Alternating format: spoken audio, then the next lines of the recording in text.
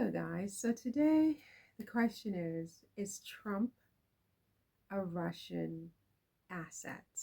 Is Trump a Russian asset? Is he like, working for the Kremlin? Like, what's going on? Um, Look, I don't know. I have no idea if he is or he isn't. I know that a lot of pundits, a lot of political experts, intelligence officials, and so on are raising that question, are sounding the alarm bell. And basically, this morning I heard one of them say if it looks like a duck and it quacks like a duck and it walks like a duck, it's a duck. Meaning that, Trump looks like a Russian asset, he's quacking like one, he walks like one, so he's an asset. I don't know. I don't know. And I don't have to know. I'm not a geopolitical expert. I'm not a political I'm not a, look, I'm nobody from nowhere. And I'm a girl and I'm a black woman. I don't have to know anything. I'm DEI, okay? I'm DEI.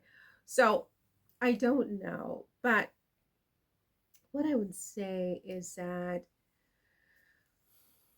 I kind of understand why people are raising these questions. And I don't think it's without, you know, a basis, obviously. But I also don't know if I would say that he's an asset necessarily. I mean, Trump is to me a very sort of, I think he's brilliant, honestly. I do think he's brilliant. And I know that saying that will get me into a lot of trouble with, yes, especially people on the left who just hate him. You see, I think it's okay to hate someone, and maybe Trump has earned that hate, maybe.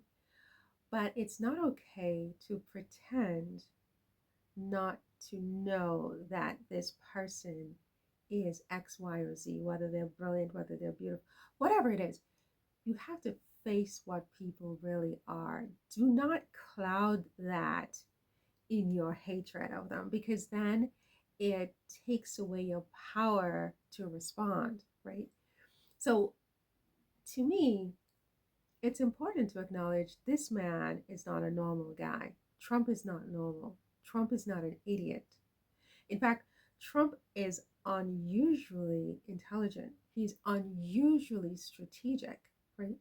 You don't become the president of the United States twice with the kind of dossier that you have, that Trump has, and not be singularly brilliant, and a brilliant strategist to boot. Trump is a brilliant strategist. And so the issue is, what do you do about it? Right? What do you do about it? You don't say, oh, he's an idiot because you hate him, right? Because then you're empowering him to continue to hurt you, right?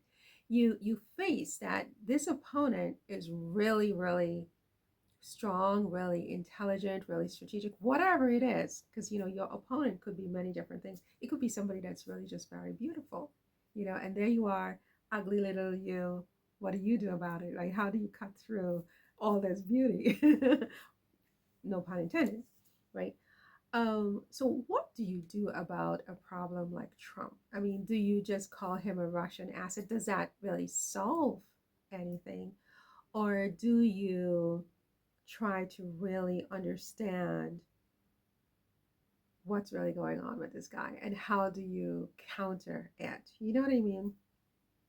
And this is coming from a little nobody from nowhere. I mean, take everything I say with a grain of salt. I'm just making a YouTube video because, like, I'm just sitting in my apartment. I have nothing else to do. I have nothing else to do, really, but look at the walls and lose my mind with my own issues and problems, right? So I come on, I make these videos, but don't take them too seriously. I'm just talking. Right? I'm just playing devil's advocate, right? Is Trump a Russian asset? Trump's recent statements, I just wrote over on my Substack. Trump's recent statements and policy positions. Oh, this is in response to whether he has betrayed Ukraine. Trump's recent statements and policy positions suggest a significant shift in U.S. support for Ukraine. I think we could all agree with that, right? Reports indicate he plans to cut American intelligence, military funding, and logistical support, effectively leaving Ukraine to fight Russia with only European aid. Okay, so that means he's a Russian asset, right? Or does it? I mean, could it possibly be that um, Trump wants to end this war? He wants this war to stop, right? And I am not a war strategist. I don't know anything. If you leave it to me, there'll be no wars. I don't believe in wars, right? I don't believe in sending people's sons and daughters to be mutilized, turned into quadriplegics, turned into crazy people. Crazy meaning, PSTD or whatever it's called. What is it? What is it? PSTD? Um, where they just have this like syndrome of like they can't function, right? Is it PSTD? Whatever it is. Sorry, I can't remember. I'm old, okay? I don't remember things. But my thing is, I don't believe in that. I think that in 2025 and going forward, there has to be a more sophisticated way. I mean, and take this with a grain of salt, okay? Take it with a grain of salt because I'm known to have my own temper tantrums, etc. But I believe that there should be a better way of solving problems other than sending people's children to die in this way. Even here in France, I have seen many posters that say something to the effect of Macron, the President Macron, on ne mourra pas pour Ukraine, okay? On ne mourra pas pour Ukraine. you know, so I think what that means is we're not going to die. We do not want to die for Ukraine. And so while the European official position is let's pump more money into this war, let's sideline Trump and do this ourselves because democracy matters and the integrity of the sovereignty of territories matter, etc., etc. Um, you know, while all of this matters, the fact is that escalating this war, in my opinion, is a mistake. It's a huge mistake. It is the biggest. Now, Trump has sort of pushed Europe into this position because what you have here is a bunch of men with very few women. You have one or two women in the upper echelons of this decision making. But for the most part, it's a bunch of wise guys. I say this with all due respect. All of them. All of them. From top to bottom, they're a bunch of wise guys.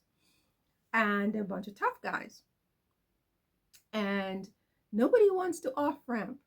Putin is at the very apex of this, frankly. Okay? Nobody wants to off ramp. Putin does not want to off ramp. Zelensky doesn't want to off ramp. Trump doesn't want to off ramp. None of these men in the European Union want to off ramp, right? And so now they're talking about escalating this war because Trump has said, you know what? I'm not going to off ramp, but Zelensky, you're going to off ramp. And guess how you're going to off ramp? I'm not sending you any more money. I'm not sending you any more intelligence. I'm not sending you any more logistical data. You want to continue this, you're on your own. I'm out, I'm done. And I want my Nobel Peace Prize.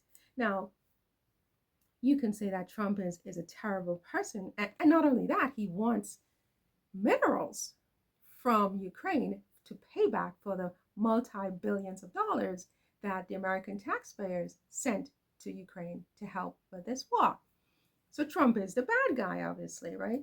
His brinksmanship has pushed Ukraine into a corner.